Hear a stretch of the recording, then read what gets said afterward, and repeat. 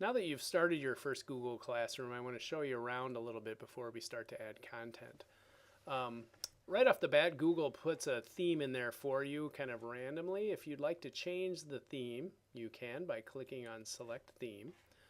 They have a gallery of images that you can choose from. If I choose one and hit Select Class Theme, it'll change it. It also kind of changes the color. There are patterns that you can choose from as well if you want to kind of keep it simple. Maybe I'll change to that.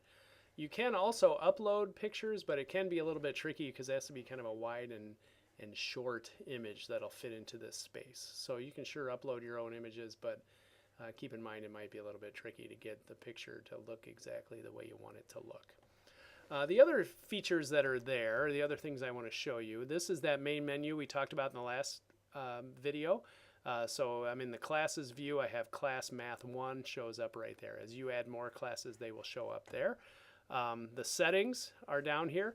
I told you in the last video you may want to turn off the notifications. The default is that they are on, but I like to turn them off. Otherwise you'll get an email every time something happens in your Google Classroom. You may like that, but if your email inbox is filling up every time all of your students turn in an assignment, this might be a thing you'd like to turn off.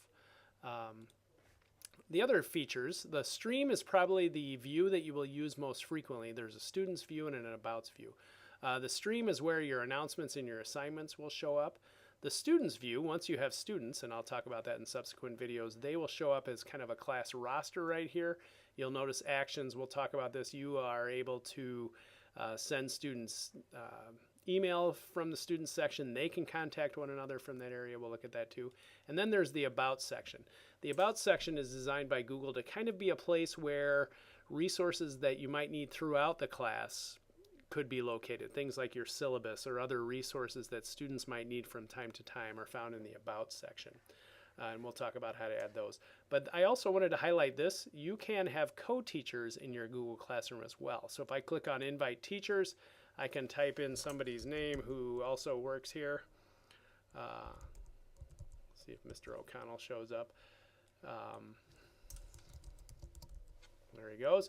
I can invite Mr. O'Connell to be a teacher in my class as well, and then he would be able to add assignments and announcements just like I can.